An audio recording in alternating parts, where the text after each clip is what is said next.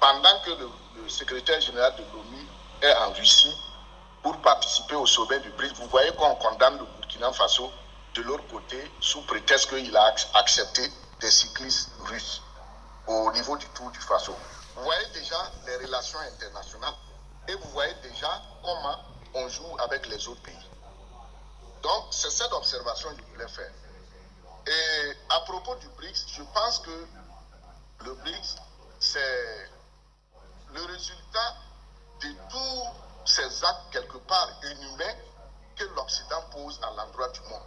Et ça fait que chacun de son côté se bat pour se réveiller, pour se protéger, pour s'en sortir. Et vous voyez tout dernièrement avec la crise de l'Ukraine, l'Occident était convaincu qu'avec les sanctions, ils allaient asphyxier la Russie.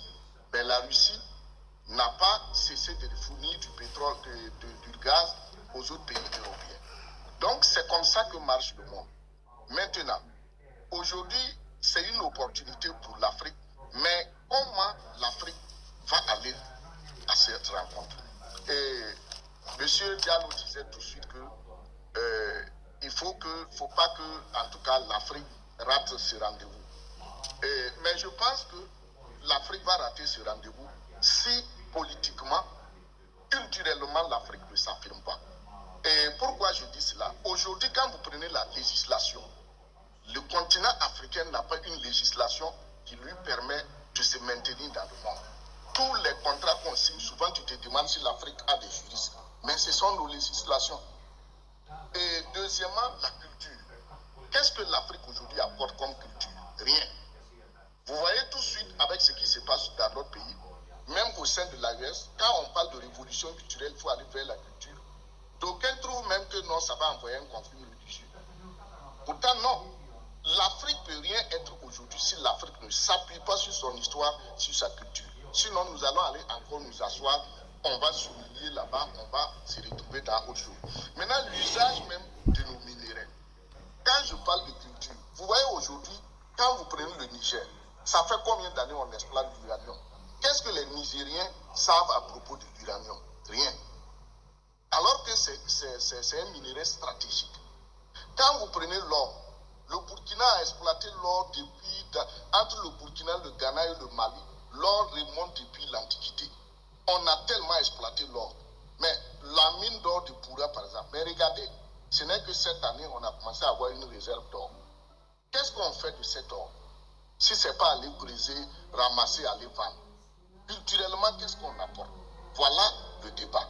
Maintenant, nous, Africains aussi, on doit apporter la paix. Vous voyez que le Nigeria est au sommet du BRICS. Le même Nigeria avec les pays de l'AES. Regardez les rapports qu'on a entretenus. Ce n'est pas joli à voir. Aujourd'hui, on se retrouve dans des sommets, dans des rencontres, et on n'est pas unis. Même les droits de veto, si on doit l'avoir, ce sont les mêmes Occidentaux qui vont se tracasser pour pouvoir nous parrainer. Donc, que faisons-nous alors? Pour moi, nous devons travailler à l'intérieur du continent, à se solidifier et à revendiquer ce que nous sommes. Mais malheureusement, ce n'est pas le cas. Donc, pour moi, aujourd'hui, le BRICS, surtout qu'on a vu qu'on a présenté un spécimen de pied, ça va déséquilibrer le monde occidental. Et c'est en cela aussi l'Afrique doit travailler à se protéger. Tout de suite, Mme Ouédraogo parlait de la science et de l'éducation. C'est pourquoi, tout de suite, quand je dis nous n'avons rien apporté, vous prenez par exemple nos États.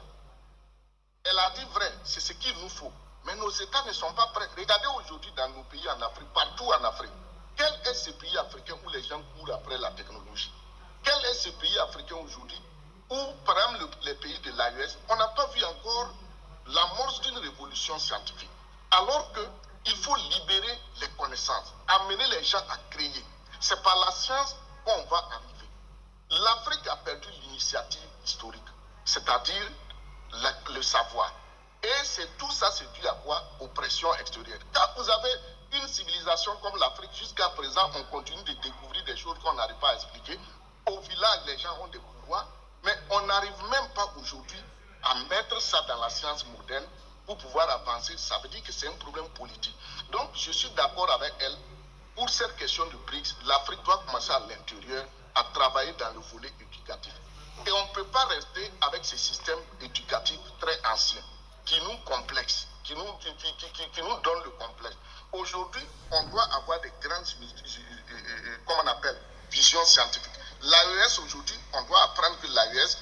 exemple, est en train de construire une université technologique.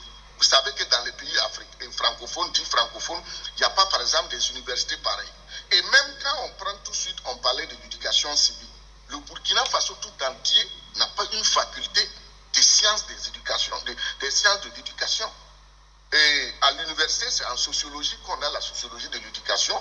Et au niveau du CNRST, ils ont un laboratoire sur l'éducation. Les philosophes aussi font la philosophie de l'éducation. Et le projet d'État, à part ça, c'est fini. Tout un pays, on n'a pas une faculté propre aux sciences de l'éducation. Donc, c'est pourquoi moi, je pense qu'il faut qu'on se donne le temps de faire le bilan et de voir comment on va aller vers le monde à travers ces partenaires, commencer à former une élite scientifique, donner les moyens pour la recherche scientifique. C'est ça qui peut nous libérer. Et ça ne sera pas facile parce que tout le monde sait que le noir est très intelligent.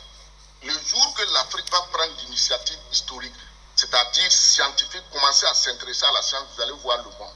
On va faire des merveilles. Merci. La preuve en est que quand les portables sont sortis, personne n'a été dans une école. Ben, vous voyez dans les rues en Afrique, vous partez à Zabre-Daraga aujourd'hui à Ouagadougou, vous voyez des gens qui ne savent pas lire et écrire, mais qui ne terminent pas des portables. C'est des choses merveilleuses et il faut que l'État s'intéresse maintenant à la science.